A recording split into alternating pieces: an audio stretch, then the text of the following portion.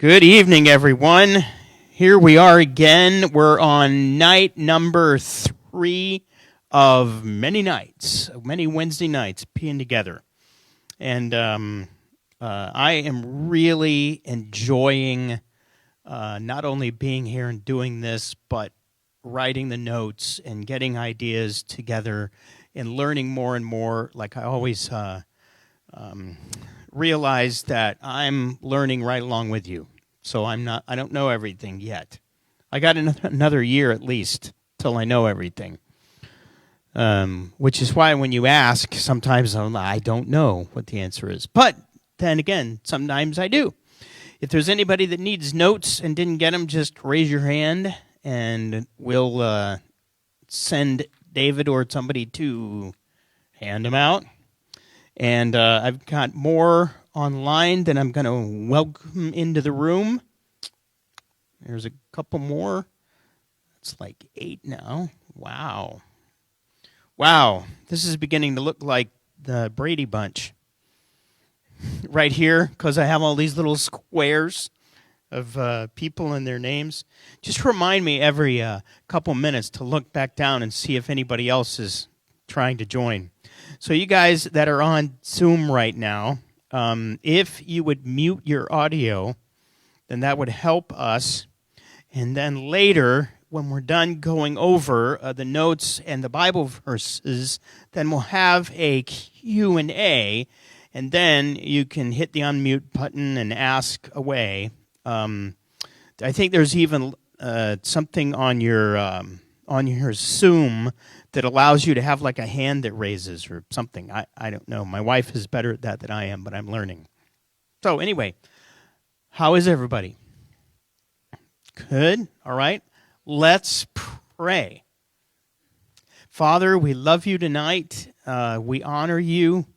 We are very, very grateful that we have the honor of having your word and being able to read it. And as we read it, we learn more about you and more about who we are and more about what your vision is for our lives. And as we look in your word tonight, we give you glory and honor in Yeshua's name. Amen.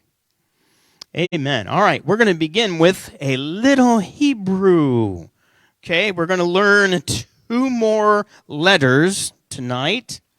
And we're going to begin with the letter Hey. As if I'm looking at you and going, hey. Okay, it looks like a line and then another line down like that. All right. Now, if you look at that, you can get the idea where we got our letter H, okay, which is how that letter is pronounced is like the letter H, okay? It's H-E-Y is the name of the letter. And in the ancient Hebrew, that was a picture of a man. I'm doing my best. Please don't laugh at me. Okay, with his arms raised. All right, what his legs are doing, I don't know. They're just standing there, I guess. But the idea is the man is raising his arms and he's drawing attention. Like he's going, hey, look at me. And you know what? That's exactly what that means. It means look or behold or reveal, okay, the letter Hey. The next letter is the letter Vav. The easiest way to write a letter Vav is you have just a little curve and then a line that goes down. Okay? Now, it looks a lot like another letter that we're going to learn later. But right now, that's all you need. Now, originally, the Vav, V-A-V, Vav. And what noise does that make? V, which is like another letter. Do you remember the other letter? The bait. When the bait does not have a dot in it, then it's a V. But that was last week or couple weeks ago that we learned that one, okay? Vav is right there, and originally what the Vav was a picture of a nail or a peg like that you put down on your tent in order to hold it to the ground, okay? And it means nail, okay, or attach, because that's what you do with a nail. You connect something together, all right? And that's what that means, okay? So those are your letters, Hey and Vav. That means we have learned Aleph, Beit, Gimel, Dalet, Hey, and Vav. Put them all together, and you can begin to memorize the whole Aleph, Beit in Hebrew. Okay? Now, there is a word that you can make out of these letters. There's more than one word, but there's one word that only uses these letters, the Hey and the Vav. Okay? And it's in your notes there. It's the word Hava.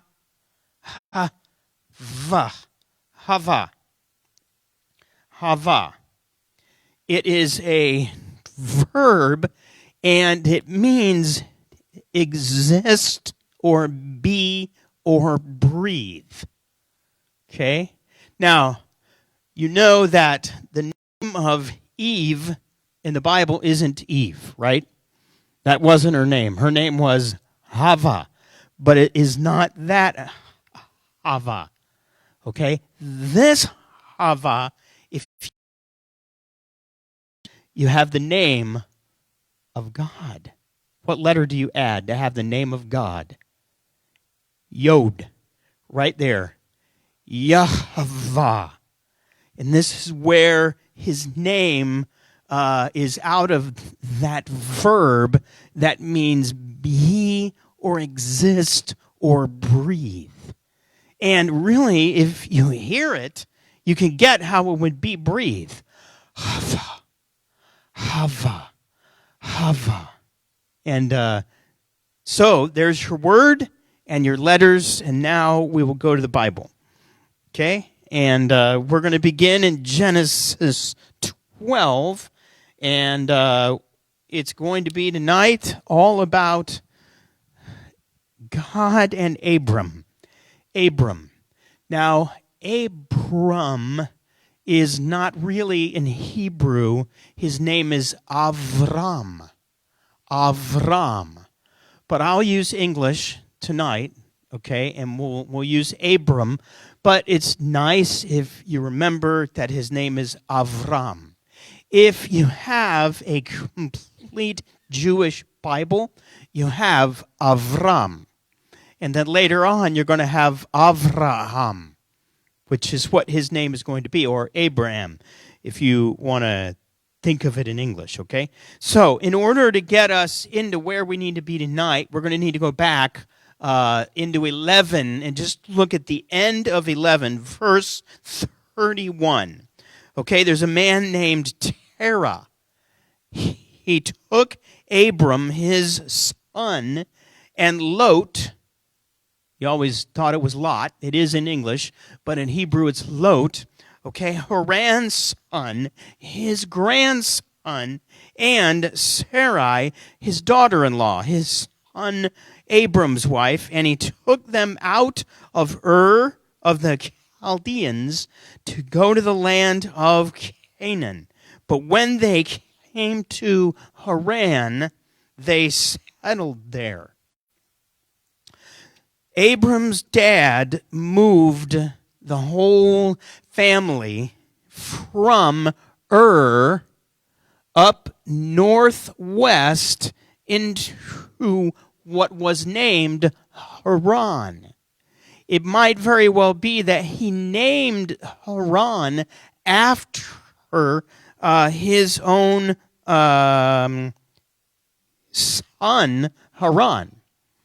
Who, by the way, died in Ur before they left.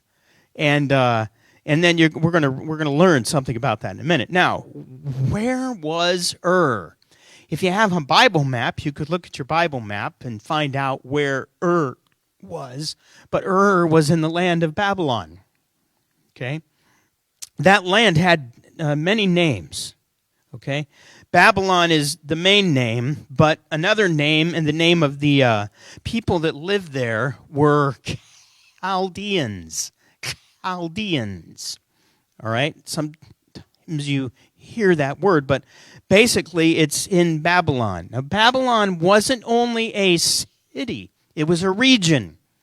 And it went all up in between the Euphrates and the Tigris rivers. Okay? And when Abram's dad, Haran, moved all the way to Haran, we need to realize that he left Babylon, but he didn't leave Babylon all the way. Okay? And the reason why is Haran was north of the Euphrates. And in order to get into the land where God wanted Abram to go, he had to go over the river Euphrates to get down into the land. Okay? Now, we know that Abram's dad, Haran, was a worshiper of idols. Did you know that? And in Jewish tradition, we learned that he wasn't only a worshiper of idols, but he was a builder of idols, and he had a workshop in his house. Okay?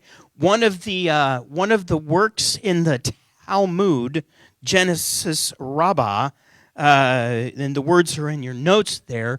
This is something we read in Genesis Rabbah. It's very interesting, all right? One day, this is when they were in Ur.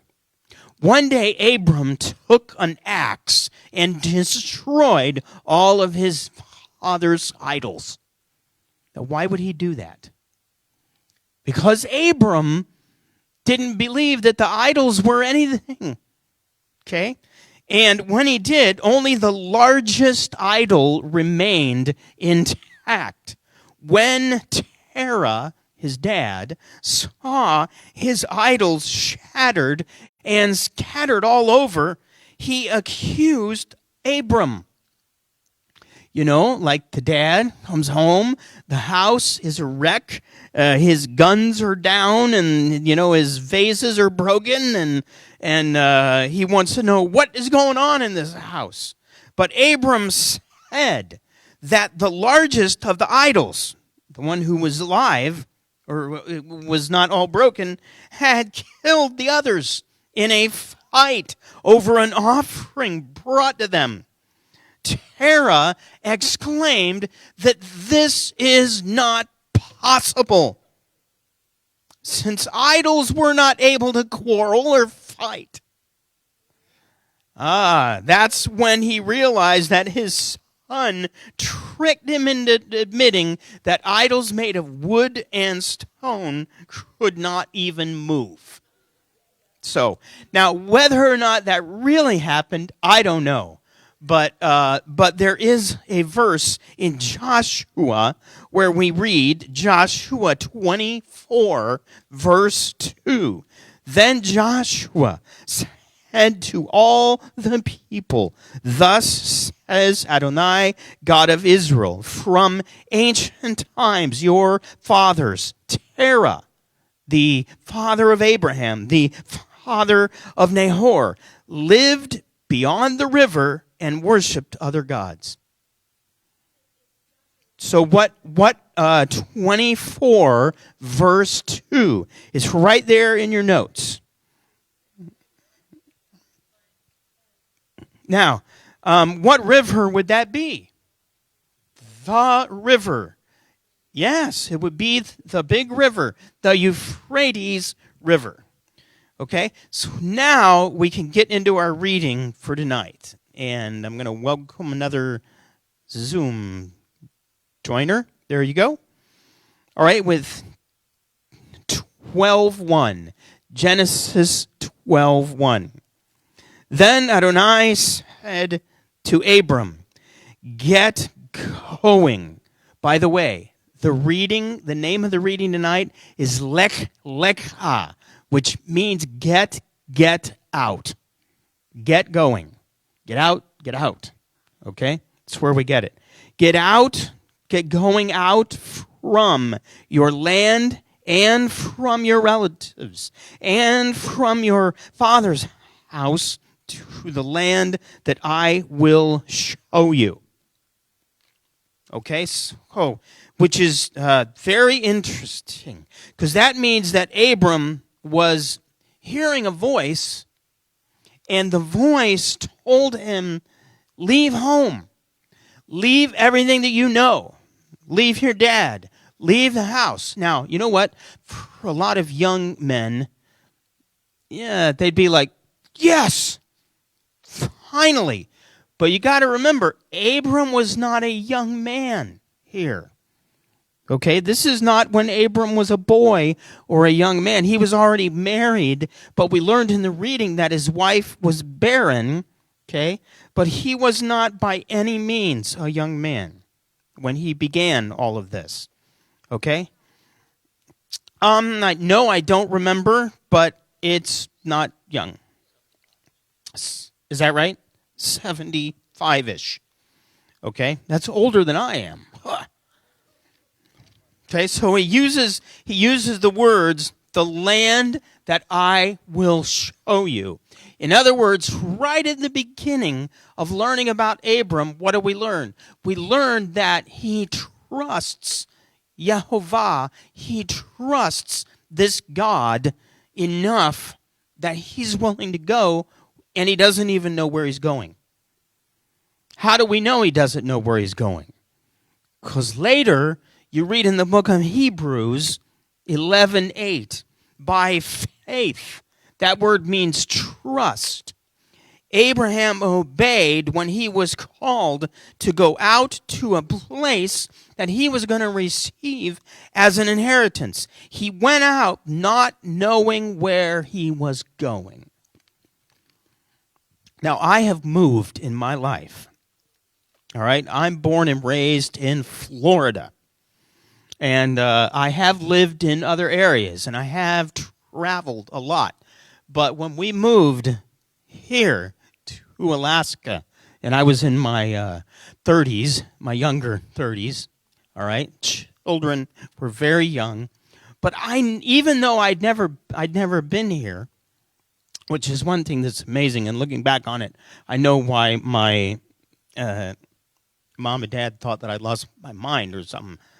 You're going to move where? We're going to move to Alaska. Oh, and you've never even been there? No, never been there. So why are you moving there? Well, I heard a voice. I believe it was God. He wanted us to move to Alaska. So we did it, and it was great joy. It was a great journey. We loved being here. Been here since 94. And but you know what? I knew where I was going. Even though I'd never been there, at least I knew where I was going. Go ahead. You can take that one right there. You can take more than one if you want it. It'll be double the price for more than one. So Abram left just knowing go that way. Okay, he knew the direction he was going, but it was already beginning with this relationship. And then God gives him these words. And I love the way the TLV, Tree of Life, that I'm using here phrases this. So this is God speaking to Abraham. He said to him, get up, go out from the land. And then he says this, my heart's desire is to make you into a great nation, to bless you, to make your name great so that you may be a blessing. My desire is to bless those who bless you, but whoever curses you, I will curse. And in you, all the families of the earth will be blessed. Okay, now, in that, we have these promises that God makes to Abram. Number one, I'm going to make you into a great nation. Now, here's what's interesting about this. The word nation in Hebrew is the word goy. Goy. Okay? If there's nations, it's goyim. Goyim. Have you ever heard that? That's the word that Jews use for anybody who isn't a Jew. You're the nations. You're goyim. Well, the word right here is that God is going to make Abram into a great goy, a great nation, which he does, which is going to be the nation of Israel, right? Okay. And by that, it doesn't mean the nation of Israel that is in the Middle East right now. Okay, that's related, but it isn't what we mean by this. What we mean is a group of people who believe in the one true God and follow his ways are going to be known as Israel. They're going to be known that with Abram's grandson, and they're going to be known that forever. Okay, it's in the book of Revelation. So he's going to make him into a great nation, and he's going to bless him. Bless is the word barak. Barak means kneel down and give a gift. Bless. Okay, so God is going to kneel down and give Abram a gift. He's going to give him more than one gift. Okay, he's going to make Abram's name great. Do you remember hearing that in one of our other readings already about making a name great? Who was it that wanted a great name? It was all of the human beings gathered in Babel at the tower that they built in order to make a great name. Okay? So having a great name is not bad. It's the way that you get the great name. Right? You can either go out and make it happen, or you can allow Yehovah to make your name great. Right? How many of you have watched Fiddler on the Roof? So you know when they're around the table and they're doing the blessing on Shabbat, one of the words and lines in the blessing is, "May you be in Israel." I'm not singing it right. "May you be in Israel a great name." Okay? May Yehovah, your God, give you a great name. That's what he promised to Abram. Okay? He was going to do this in order that you may be a blessing. So it isn't only, hey, Abram, I'm gonna make your name great, and you're gonna be great. And anybody that messes with you, I'm gonna mess with them. There was something else in there. I'm doing this in order that you be a blessing.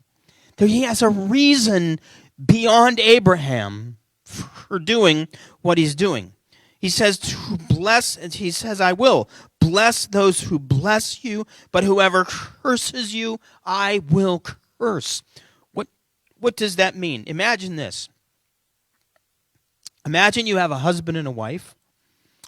The husband loves his wife, okay, as a good husband would. And somebody begins to harass his wife. Husband, what are you going to do? What?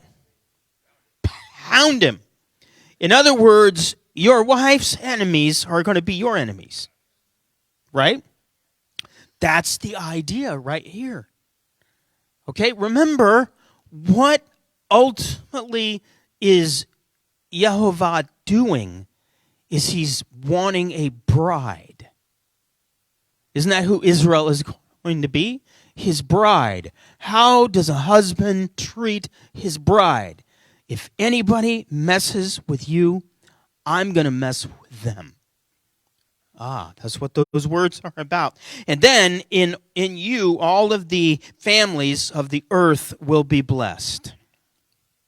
From the beginning of Israel, Yehovah's desire was to bless one individual chosen people in order that he might bless the whole world.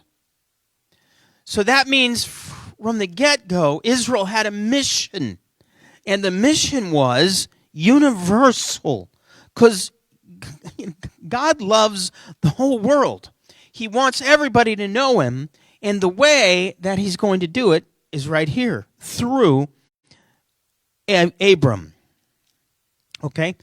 So, and if you look back, even in modern day, I was thinking about this, that the Jews represent the Israel of old. Okay?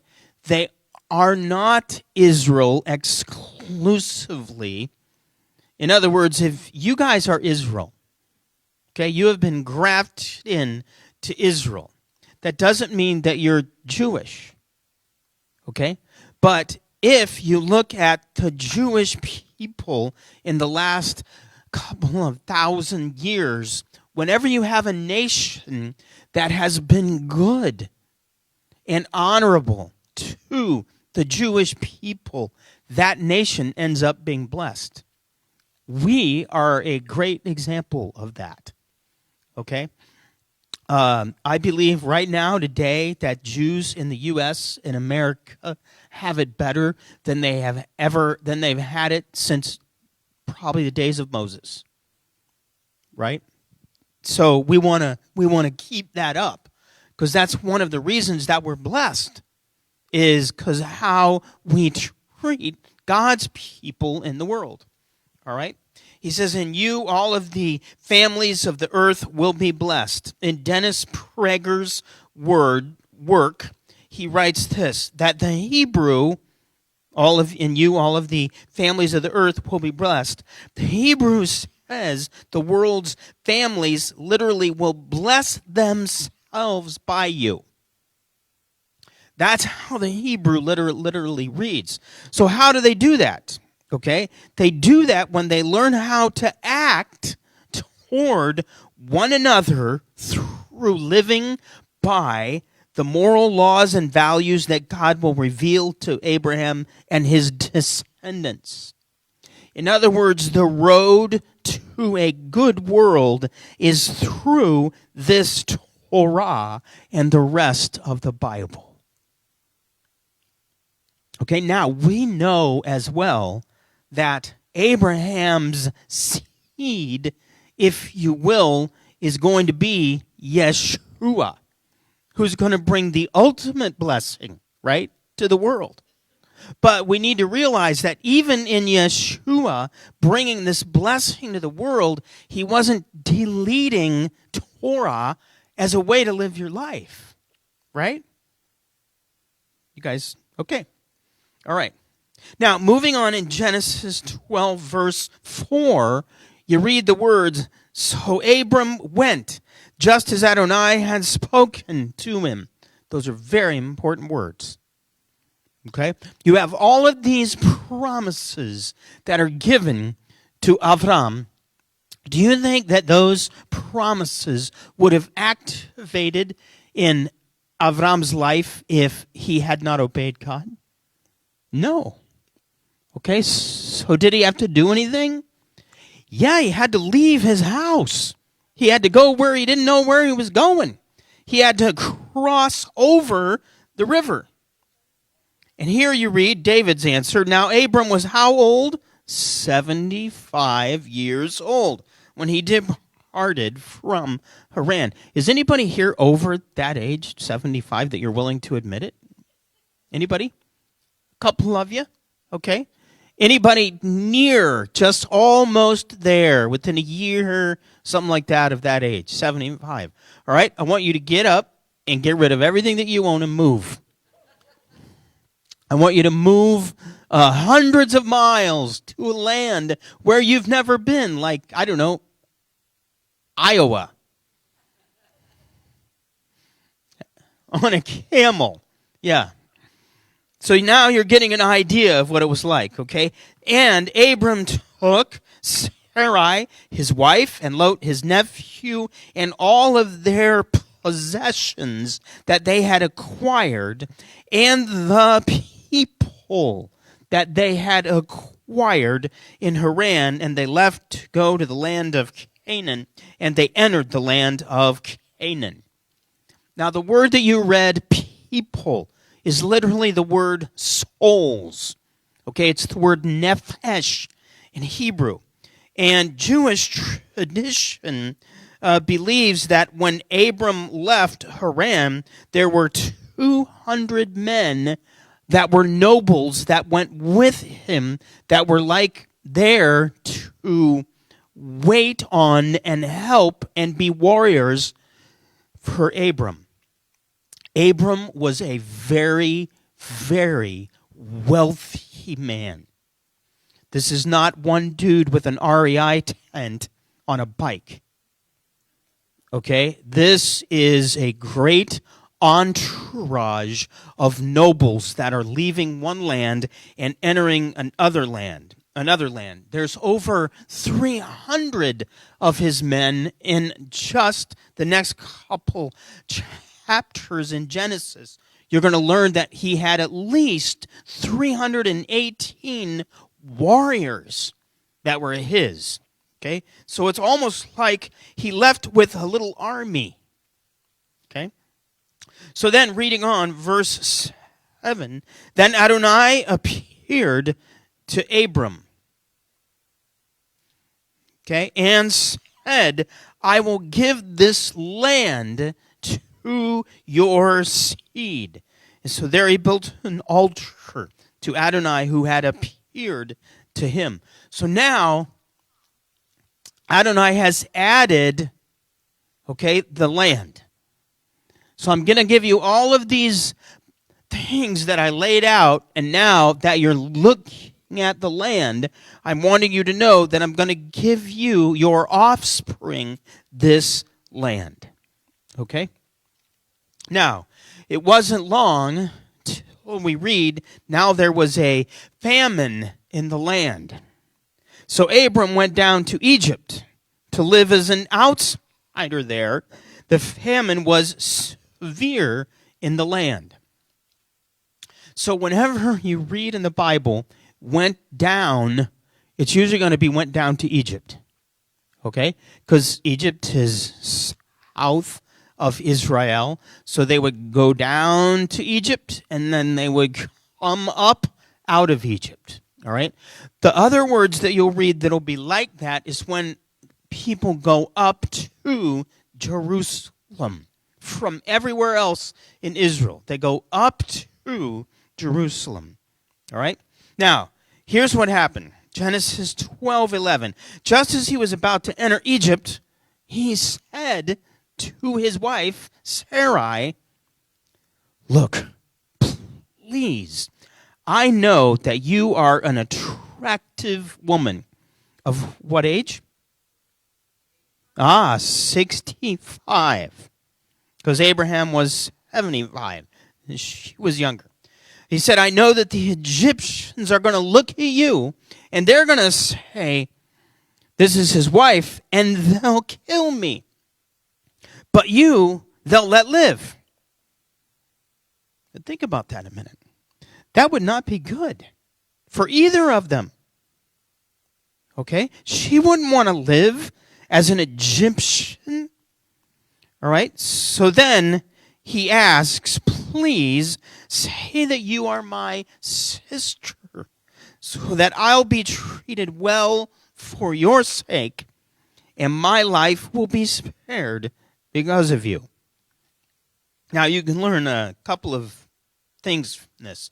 One is that even the best among us worry, don't we? So Abram's on his way there, and he's like, oh man, if this happens, it isn't going to be good. I need to devise a way. I need to think of a way that we can work this out.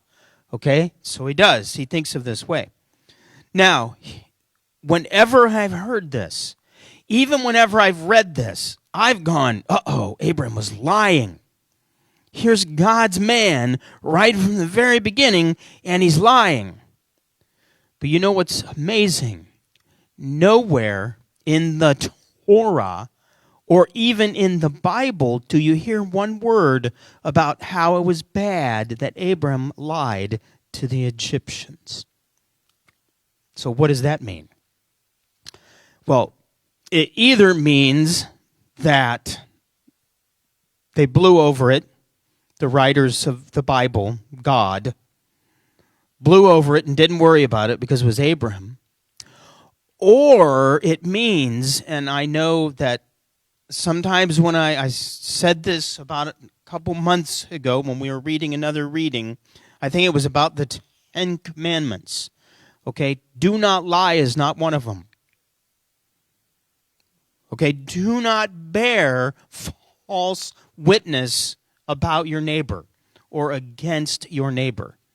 Later on in Paul's writings, he looks at the community and he says to them, you guys need to not lie to one another.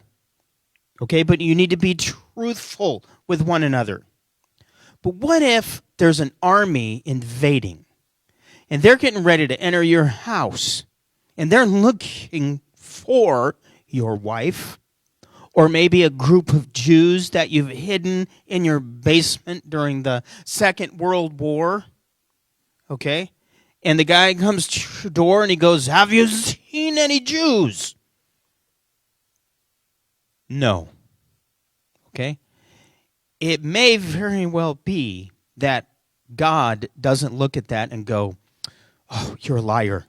You shouldn't have done that. It may very well be that you are not required to always be honest to your enemies. Okay? Your enemies in war.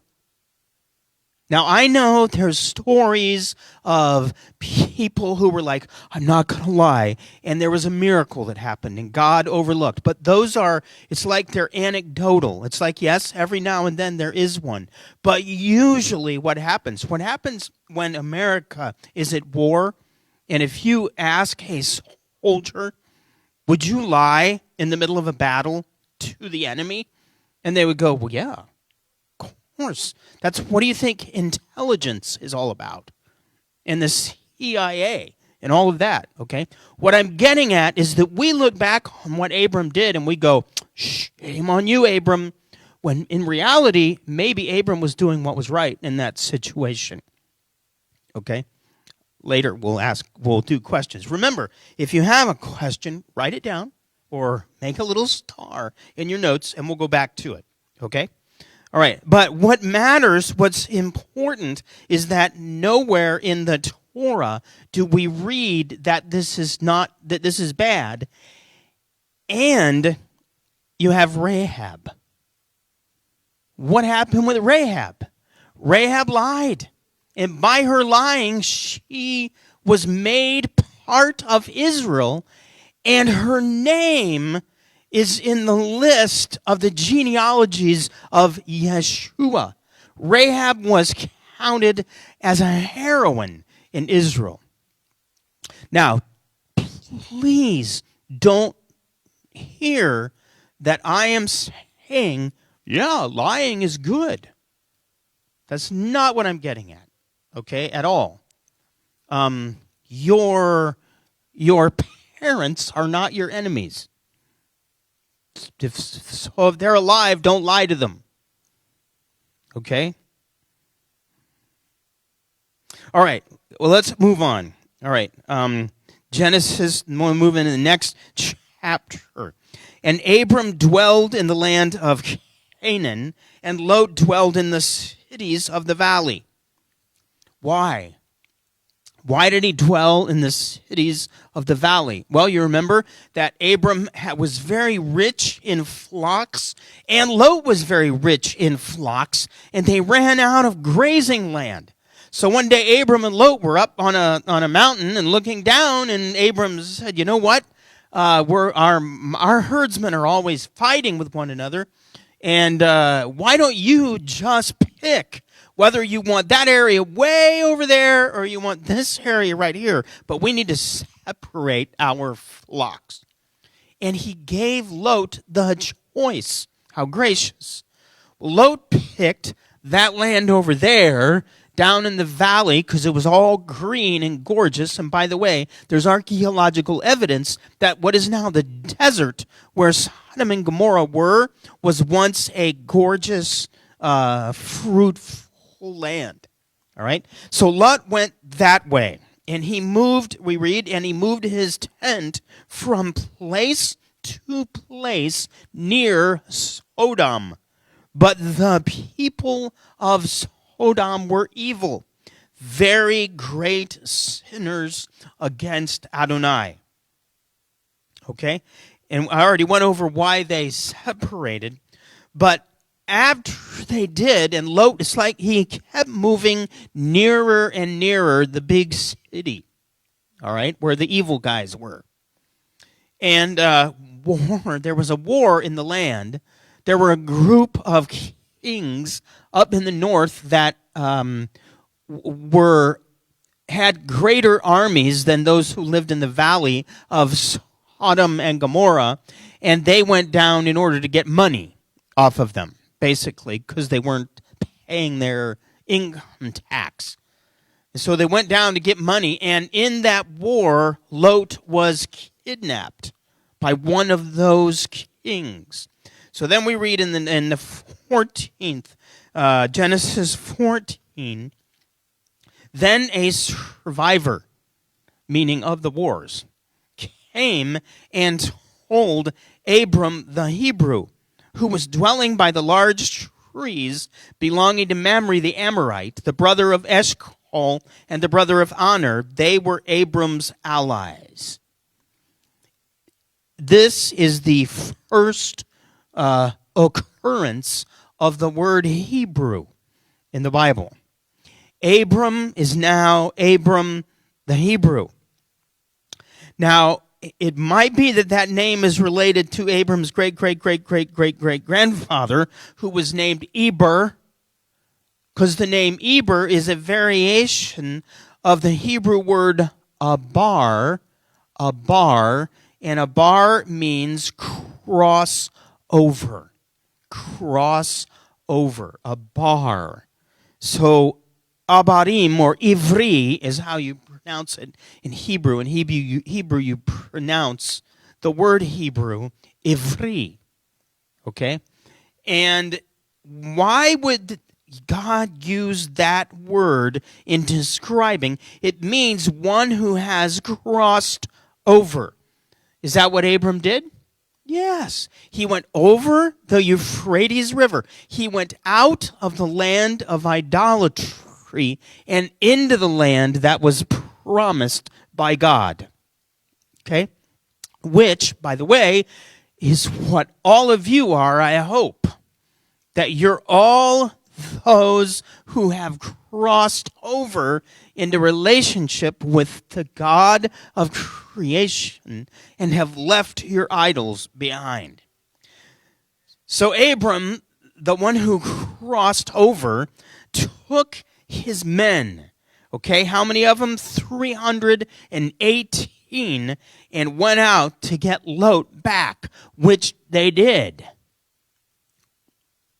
Not only did they get Lot back, but they won the battle, and they got other goods back, and they liberated the cities of Sodom and other cities in that area.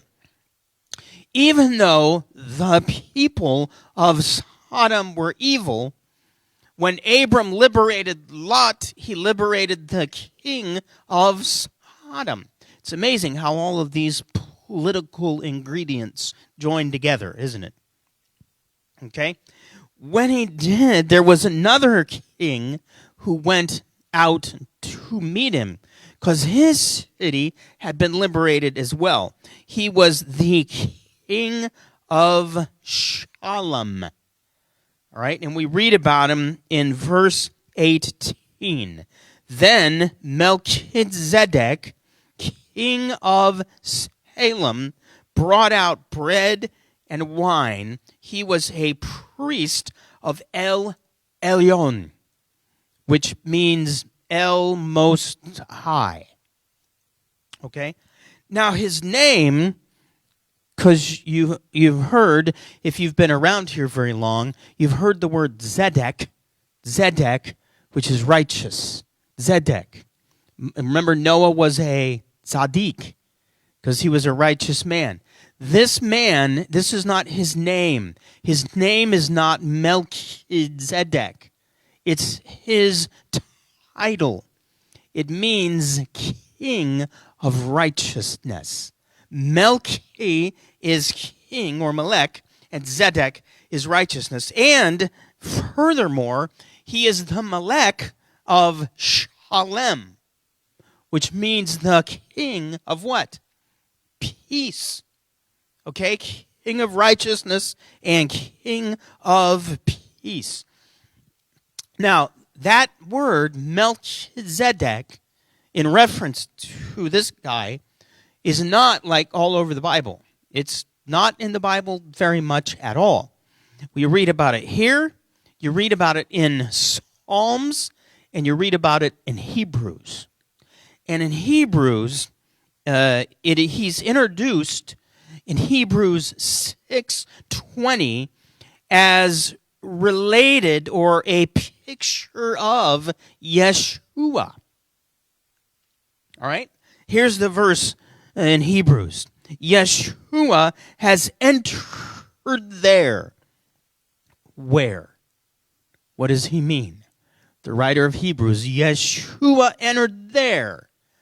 The there is the heavenly holy of holies. Okay, Yeshua entered there as a forerunner on our behalf, having become Kohen Gadol. What is that? High priest forever, according to the order of Melchizedek. In other words, Yeshua was not a Levite, was he?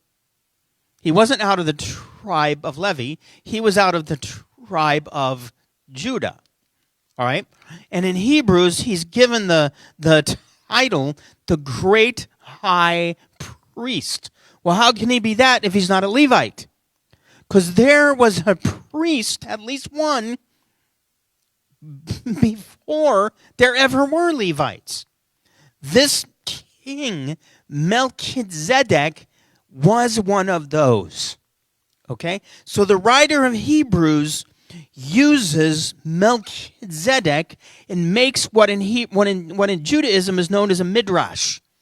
A midrash is when you take a name or an idea and you build an argument around it, and he does that with this guy Melchizedek. He writes this later on, Hebrews 7. This Melchizedek, meaning the one in Genesis, was king of Shalom, and he was a Cohen of God Most High. He met Abraham returning from the defeat of the kings, and he blessed him. And to him Abraham apportioned a tenth of everything. First, now here's the midrash. First, by the translation of his name, he is king of righteousness. And then also king of Shalom. All right? Now this is the midrash. Without father, without mother, without genealogy. Just stop right there. What does that mean? Does that mean that Melchizedek just was there? Suddenly there's this guy named Melchizedek? Or does that mean there's no record of his father or of his mother? There's not even a record of his genealogy. In other words, we don't know a whole lot about this guy. Okay? Having neither beginning of days nor end of life, but made like a son of God, Ben Elohim, he remains a Cohen for all time. The argument that the writer of Hebrews, the Midrash, is going to make the point that Yeshua's priesthood isn't the Levitical one. It doesn't need to be the Levitical one. The Levitical one is not even as good as the Melchizedek one. Why not? Because every Levite dies. Okay, when they're dead, they're dead. Well, they're not, but that's what they believed, right? Okay, but this one, Yeshua, is the priest that will never die. Therefore, he is able to help you and me and our grandchildren and our grandchildren's grandchildren and whoever is out there forever. He is our high priest. And he loves us, and he's made and is making intercession for us. And all of this goes back to what we read in Genesis about the King of Righteousness. So it's all connected.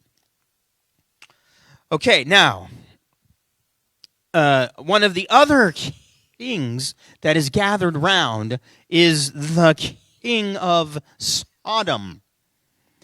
And he says to Abram, what do you want? What am I going to give you? Because, you've done something great here. And by the way, I want my stuff back and my people back. So how much is that going to be? Okay. You can hear kind of a little Jewish flavor in this argument that's going to go on here. Because Abram says to him, I raise my hand in an oath to Adonai, El Elyon, creator of heaven and earth, not a thread or even a sandal strap of all of yours will I take, so that you will not say, I've made Abram rich. In other words, I am not going to be beholden to you or anyone else. Okay, it's me and God. I'm not gonna build all of these alliances that you're going to use against me later. Not going to happen. Okay. Now, something neat is the word El Elyon. Okay, creator. That word creator isn't what you would expect, because in Genesis 1, the word create is bara. This is not the word bara. This is a different word altogether. And it's a word that means the builder of a nest. Okay? It's what a bird does when a bird builds a nest. Kone is the word. So what that means is that I raise my hand in oath to Yehovah El Elyon, the highest, the one who is building me a nest. That's neat. Okay, that's exactly what Yehovah is doing. He's building a nest. He's building a place of security for all of us. Isn't that what Yeshua meant with, in my Father's house are many rooms. I go there and I'm getting one ready for you. I'm building you a nest. Okay? So then we move on, okay? In the next chapter. After these things, the word of Adonai came to Abram in a vision, saying, do not fear, Abram. I am your shield, your very great reward.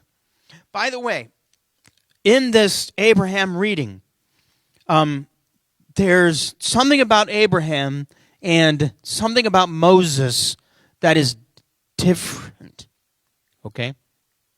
Moses is the only one that it is written he spoke to Yahweh face to face. How is God speaking to Abram here? In a vision. So in the vision, he's hearing, I am your very great reward. Do not fear. Now, why would he say that to Abram? I've heard a lot of ideas. One idea is that Abram just beat up a bunch of other cities and their leaders and then left. Okay? So maybe he's worried now they're going to retaliate. Okay? More likely, he's having a vision. So in his vision, he gets a glimpse of Yehovah, and he does what everyone in the Bible does when they get a glimpse of Yehovah is, oh. Okay? And whenever there's an angel, a lech, a messenger in the Bible, don't you read over and over again, whenever the messenger arrives and looks at the human, he begins with, don't be afraid. Okay? And by the way, those words are the most often repeated words of command in the Bible. 365. Do not fear. Okay? Now, that Yehovah is his shield means he's his protector. He says that he will give him a great reward. And the word reward in Hebrew is a word that means wages. Uh-oh. Oi, now what do I do with the idea of earning my salvation? This is not about earning your salvation. This is about earning your rewards. Okay? In other words, if you do what God wants you to do, God will reward you. It's that simple. It's all over the Bible, new and old. Okay? All right, so he's going to give Abram wages because Abram has been faithful, and he will be in all that he's doing here. Okay, and then Yehovah tells Abram, you're going to have a son, and it's going to be from your own body. Okay, and then a couple verses later, you read this great verse that everybody knows almost by heart. In most of your English versions, it's, and Abram believed the Lord, and the Lord accounted it him as righteousness. And in Galatians, Paul uses those words in one of his midrashes in Galatians to let the Galatian believers know that they don't get their entrance into a relationship with God by works. That's all it means. Okay? Because I hear good Christian brothers sometimes when we're, doing something like meeting on Shabbat, and they're like, well, why are you doing that? You don't need to do that. You don't need to earn your salvation. And I'm like, it has nothing to do with that. I've already got my salvation. Now I'm being obedient because I love him. Right? Okay? So Abram believed. The word believed is the word aman in Hebrew. It means trust. It means be firm. It means you know that the ground that you're on is solid ground. It's where we get the word amen. Amen, aman, amen. Okay? And what did Abram believe? What did he trust? It's not enough to just use the word God. Well, he trusts God. What about God? His words. He believed his words. All right? That's what believing in God means. It means I believe his words, and when he gives me an order, I do it. That's belief. Okay? So the word that was gained there, what was gained in Abraham doing that was righteousness. We already know that word. Zedek, righteousness is Zedekah. Zedek, righteous, means one who walks on the path that has been designed there. Zedekah is the walking on the path that has been there. So righteousness is being righteous. So let me put that together like this. Abram firmly trusted Yehovah's words. That was walking on the right path, just like it is for us. When we trust his words and we do them, aren't we going down the right road? It's righteousness. That's what that means. Okay? It's easy. The next verse is where we look at the ancient blood covenant ceremony. And the Hebrews were not the only ones that did things like this. But this was unique. Okay, like a lot of what we read in Torah, a lot of what the Hebrews did, there were similarities with the other nations, but God was bringing them out from all of those ideas and bringing them into a new way of living without all of the paganism that was there. Okay? So here's what happens in verse 17. When the sun set and it became dark, behold, there was a smoking oven and a fiery torch that passed between these pieces. Okay, we're going to stop there and tell you what this is about. Abram got animals, and he was going to offer the animals because there was going to be a covenant that was going to happen, and God told him to go get these animals. So he cut the animals in half and laid them out with a room to walk in between the halves of the animals and the blood and all that was laid out there. And this was the ancient ceremony. All right?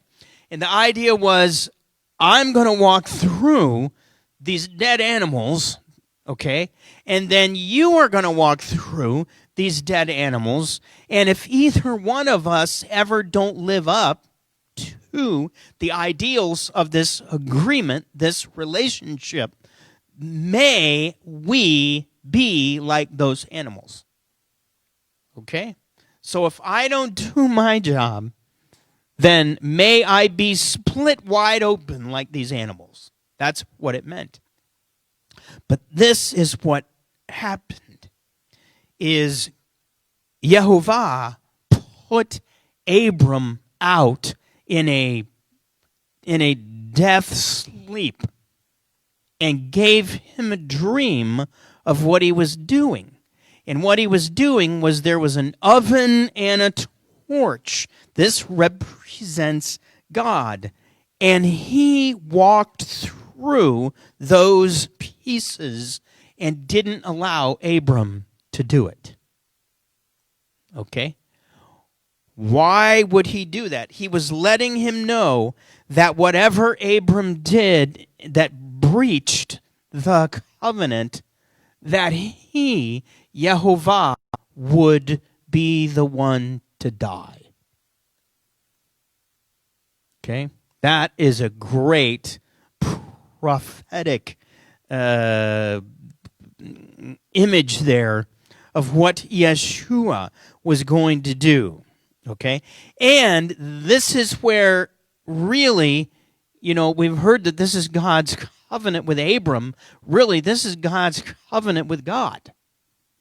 Right? Because he did both of the things there, which is why later on in Torah and in the Tanakh, you're going to read over and over again that the reason I'm doing this, whatever, is because I made an agreement with Abraham. All right? And this is it right here. It's great. Beautiful. Now, moving on a little bit, we're almost wrapping it up here. Okay, years go on, no baby, no baby, no baby. So Abram's wife, Sarah, says this, "Look now, Adonai has prevented me from having children. Go, please, to my slave girl. Perhaps I'll get a son by her." Abram listened to Sarah's voice. Abram listened to the voice of his wife. Well, that's exactly right. And the words are meant to draw out that this is exactly what happened in the garden with Adam. Now, this does not mean don't listen to your wife. Okay? It could easily be taken that way. What it means is that each of you has a responsibility to know God's words. And when one of you is leading the other in a direction away from God's words, you need to know that. So how was Abram being led away from God's words? Because God gave him the word years ago. Your wife is going to have a baby. You're going to have a baby. Okay? And it's like a little bit of unbelief had entered here. Doubt, as I would expect. Okay? Back in the garden, these were God's words, because you listened to your wife's voice and ate the tree that I commanded you not to eat of it. So how did it turn out for Adam and Eve? Not great. How did it turn out for Abram and Sarah? Not great. They had an Ishmael, right? And Ishmael was going to be a problem in more ways than one. Not only will his generations be a problem, but when Isaac arrives, Abram does not want Isaac to be the one, because he's raised Ishmael for years now, and he believes that Ishmael is going to be the one. And so he has a kind of an argument with God over it. But anyway, let's move on. Genesis 17. When Abram was 99 years old, Adonai appeared to Abram, and he said to him, I am El Shaddai. Continually walk before me, and you will be blameless. He's about to go on to let him know, hey, we're about there. You and your wife are about ready to have a baby. But I wanted to introduce this word, Shaddai. It's an amazing word. In Hebrew, the root word is shad, which literally means two danglers. Did you guys read this already? Okay, if you didn't read it already, don't read it yet. Just look up here. Okay? Two danglers. Well, where would they get that idea from this word? It has to do with mother goats. Okay, remember, these are nomadic shepherd, and everything about their language has to do with how they lived. So the mother goat, the baby goat, the kid would get its milk from the mother goat's two danglers that dangled off of the udders. Okay? The word Shaddai, which usually is translated Almighty, literally means the one who has two danglers. Think about that a minute. That means that you, as his offspring, he's giving you his milk that you might live, that you might grow, just as a mother gives milk to her baby. And more than once in the Bible, you're going to read about God being like a mother. Okay? Yes, he is Father, and we address him as Father, but that doesn't mean he's not like a mother as well. Okay? And right here is one of those words. Now, what happens next is in verse 5, and then we're going to go ahead 10 verses. We're going to look at when God changes Abraham's name and Sarah's name, and we're going to look at it together. Okay? Verse 5, no longer will your name be Abram, but your name will be Avraham. For I will make you the father of a multitude of goyim, of nations. Okay? And then later, God also said to Avraham, as for Sarai, your wife, you shall not call her by the name Sarai, rather Sarah is her name. So God gave them a new name, both of them. And as you know, your name represents who you are in the world. And when God gives a new name, it's like he gives you a new identity or a greater identity. Okay, so Abram goes from being great or exalted father to Abraham, which is exalted father of many nations or multitude.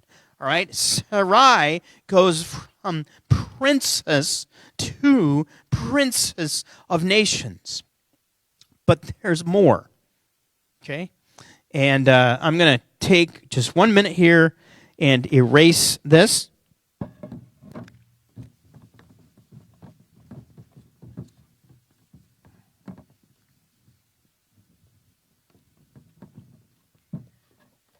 So that you can look at what is going on here in the Hebrew. And it doesn't matter if you use ancient Hebrew or you use biblical Hebrew, you can get it from both. Okay, so I'm gonna put Avram's name up here. Okay, this is Avram. You've got an Aleph and you've got a Beit without the dot in it, and you've got a Resh and you've got a Mem. Avram is how you pronounce it. And then you've got Sarah, which is a Shin,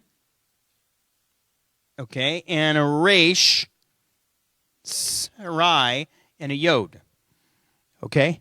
Now, in order to get Avraham out of Avram, what you got to do is you got to add a letter. And in order to get Sarah out of Sarai, what you've got to do is you've got to add a letter. Anybody know what that letter is?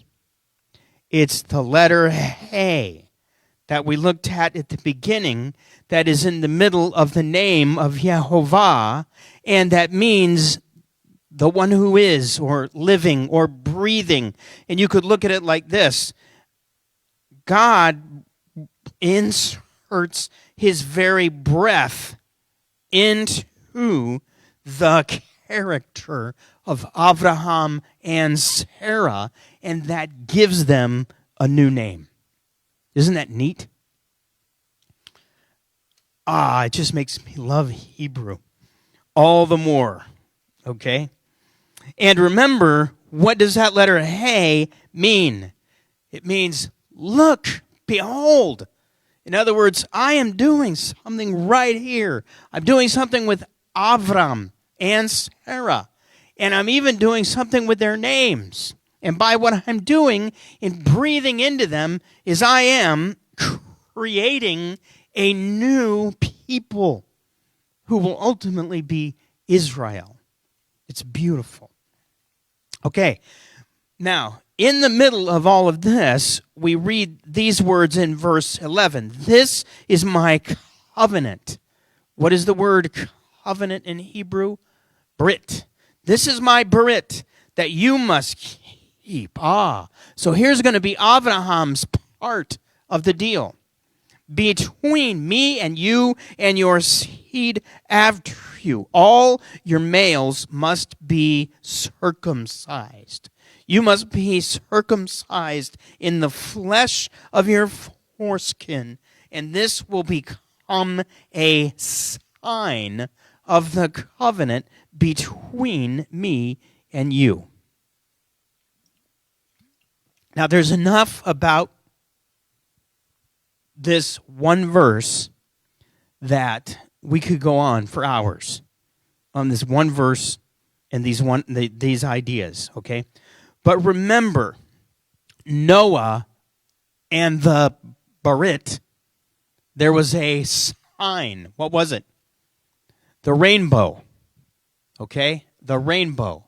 Now you have another sign, which is circumcision, which is literally a rolling back, right? That's what it is. It's a rolling back of the skin on the male. And it illustrates that God wanted to know if Abram really was going to have all of his skin in the game. Okay? And there was going to be blood that was going to be involved with this. But more, it is a picture of the seed having to go through a covenant in order to regenerate. Okay? So whenever the seed left the man in order to regenerate, okay, it would have to go through God's covenant. Okay? Isn't that amazing? All right. Now, not only were the male children to be circumcised, but it was to be on the 8th day, which, if you know anything about Hebrew numbers, the number 8 is the number of new life, new generation, regeneration, rebirth. Okay? Then later, Paul is going to write about this idea. He's going to do a midrash in Colossians. He writes this: in him, meaning in Yeshua, you were also circumcised with a circumcision done not by the hands in the stripping away of the body of flesh, but through circumcision of Messiah. It's his way of letting all of the followers of Yeshua know, look, you guys have been born again. You have passed through the covenant because you're in Yeshua. See? Okay? By the way, medical science says that a newborn is very susceptible to bleeding and hemorrhaging until a release of vitamin K that helps coagulate the blood. And what day does that happen on? The 8th day. So, once again, God knows what he's doing. Amen. All right, now, I will begin with your question. Kathy, you have a question.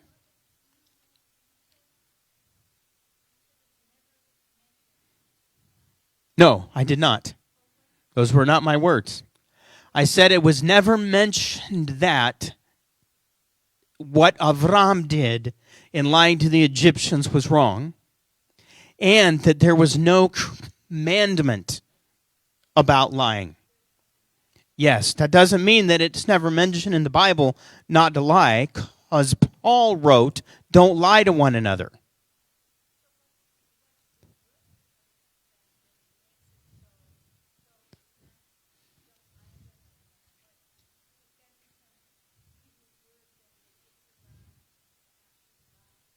A Hebrew word that gets around the actual lie. Lie. Right. Right. Well, that would be lying. It would be lying about your brother and something that they did or they didn't do. It would be lying in that way, which we all know is not good and is not right. And we all know in regular life, lying is not right. It's not acceptable. It's not being honest. It's not being forthright. It's not being, all that you can be. We know that. What I'm getting at is when we judge Abraham for lying about his wife, we might be wrong in our judgment. God might be going, nope, that's exactly what you ought to have done in that situation. Because legalism, here's something about legalism. Legalism is, no, that's not right. Legalism is not the right word.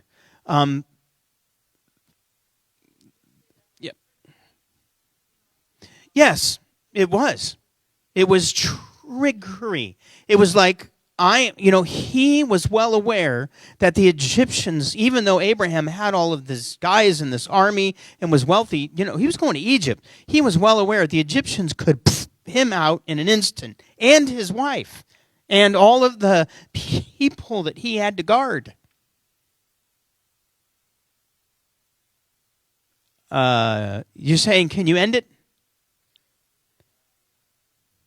Oh, I'll do my best. Okay. Anyway, so I don't know about the Hebrew word or whatever that gets around that. All I know is that Yeshua's words were, you need to be as shrewd as snakes, but as harmless as doves. In other words, in your interactions with the world and with enemies that are in the world, don't just lay down and go, ha, there's a shrewdness about your dealings sometimes that isn't evil, okay, depending on the circumstance that you're in. But you got to be harmless as doves, meaning your desire is not to hurt anybody. Abram's desire wasn't to hurt Pharaoh. Abram's desire was to save he and his wife. Yep, Georgia.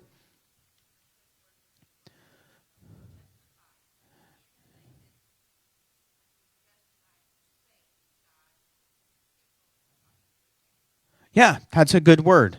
Okay, if it's something that can be justified in order to save God's people from their enemies, then yeah, you might have to do that. Okay, good. James, your hand was up.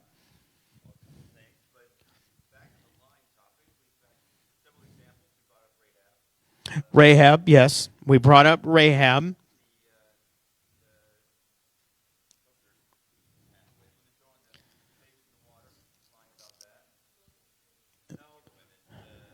The midwives. The midwives in Exodus, right. Yeah. Right. That's exactly right. Jeremiah lied.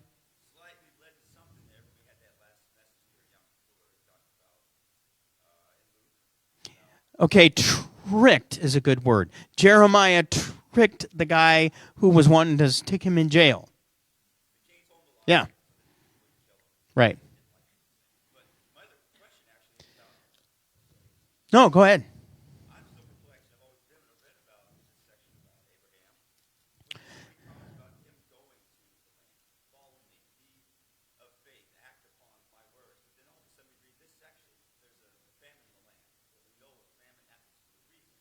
Ah. Oh.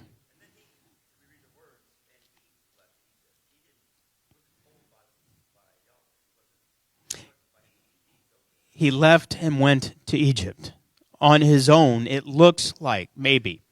Yeah, that might be, because the words aren't Yahweh led him to go to Egypt. That might be. Yep.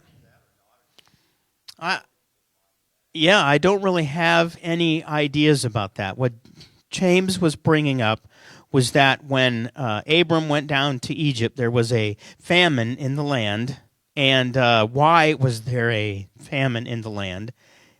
And that it looks like, when you're reading, that maybe Yehovah didn't direct Abram to go down to Egypt, which might very well be, because later Isaac is going to want to go down to Egypt, and Yehovah is going to intervene and say, Isaac, do not go down to Egypt. Okay? Because in general, he doesn't like it when you go down to Egypt. Okay, so that may have been what was going on with Abram. But there's another little note here, and that's the word famine in Hebrew, okay, is ra'ah. The word ra is the word evil. So ra'ah is a word that means there's evil, like there's evil in the land. So usually the reason there were famines is there was evil in the land. Okay, like during the Judges. When you read in the book of Judges and there were famines, and the reason there were famines is there was evil in the land. They go together, right? Famines and evil go together. It may be the evil of leadership, governments. I heard, and I think this is right, that there is enough food right now in the world that no one would be hungry. Okay? There's enough. It's not that we don't have enough. It's that the governments where people are starving. Do not allow it to get there. Okay? Venezuela is an example. The reason that people are losing weight and starving in Venezuela, it has nothing to do with there being enough. It has to do with their government. So, and I could go on about that, but I won't. All right, good question. Are there anybody else? Question. John.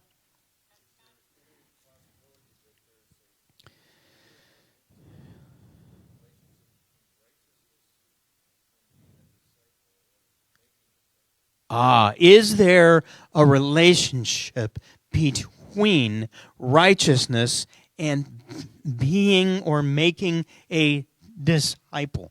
And the answer is giant, all capital letters with an exclamation point. Yes, it's like the main deal about what it means to be a disciple of a rabbi. So you have a rabbi. A rabbi who is a good rabbi is a tzaddik. Okay? He's a righteous man. That's what they believed about their rabbis. Well, we have the rabbi who Paul writes about and John writes about as like the number one tzaddik that ever lived, which is Yeshua. And we want to follow him, which means we all want to be tzaddik. We all want to be righteous. And the way we get there is follow the rabbi. Do what he does. Learn what he says.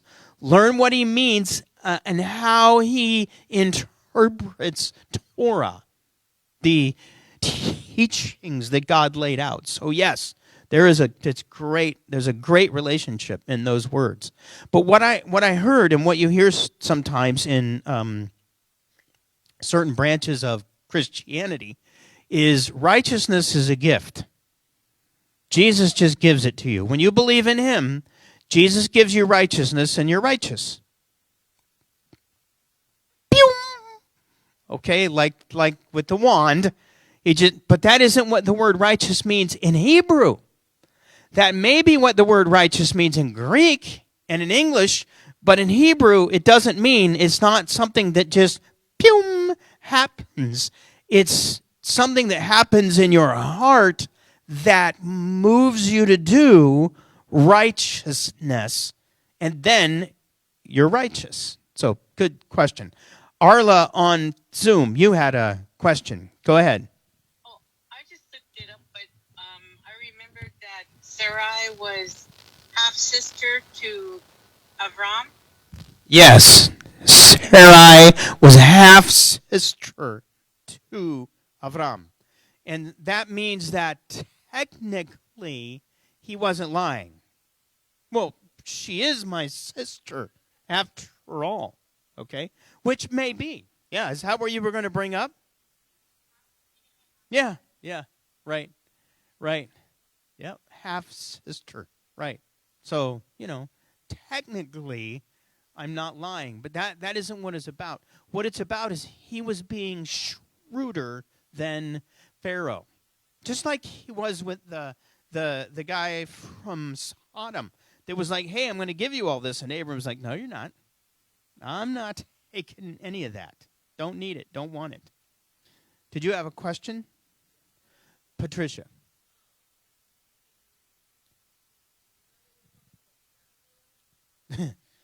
Yes, the danglers. Shaddai. Uh-huh.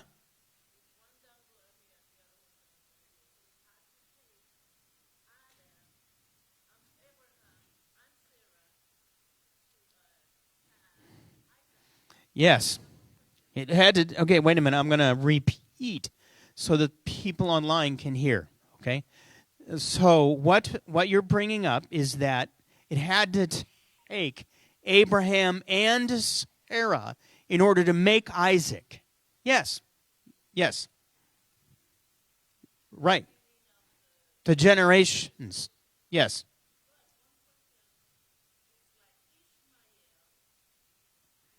Yeah. Uh-huh. Yes.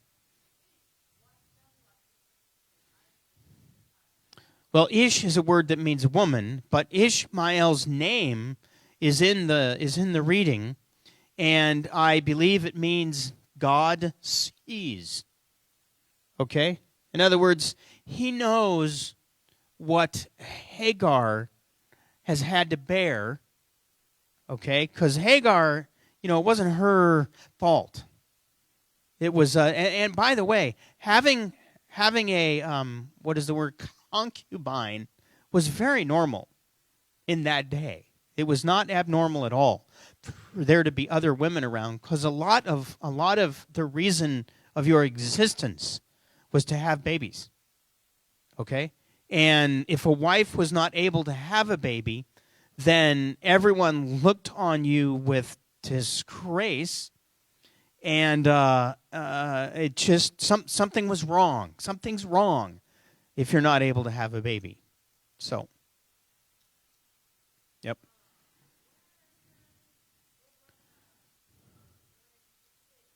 Uh-huh.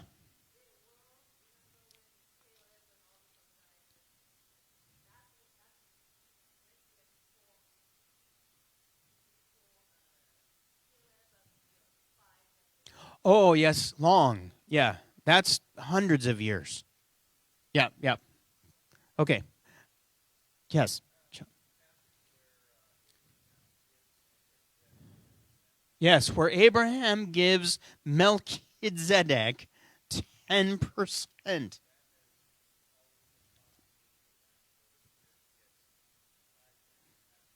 Well, I believe that's a forerunner of that idea. Okay, I think that's an amount that he gives. We don't learn about giving that amount until later in Leviticus and Deuteronomy. We learn about giving that amount, but that amount that was given, even in Leviticus and Deuteronomy, it was given to the leaders. Yes, the priests, but it was given for reasons. Okay, one reason was in order that the priests might have enough, because they didn't have a regular job. Okay, but the other reason was to give it to those that were in need, so they had more than one tithe that they would bring in every year. And then later in the Messianic movement, okay, later in those writings, it's not. I could go on and on and on about this, but the evidence is they gave more.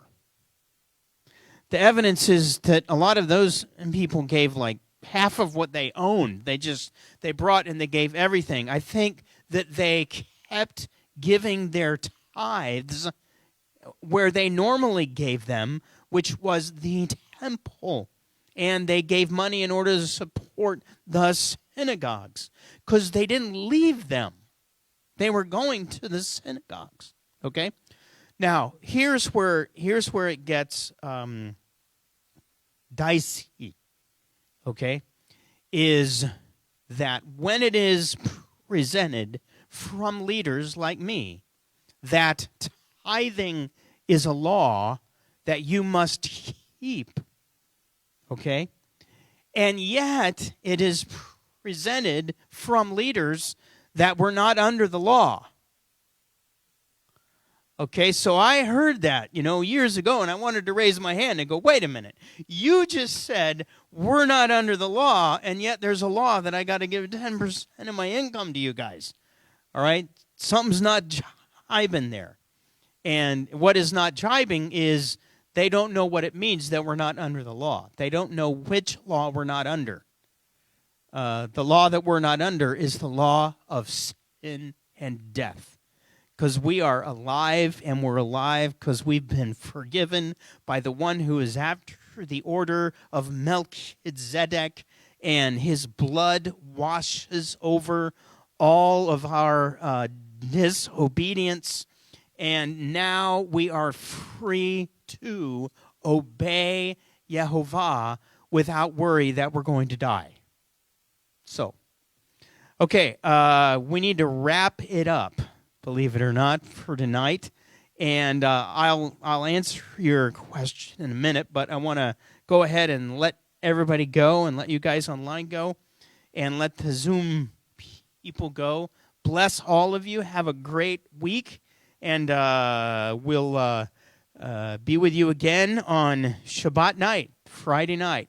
Matthew, we're gonna get all the way to the end of chapter 1, I believe. What a miracle. Good night, everybody.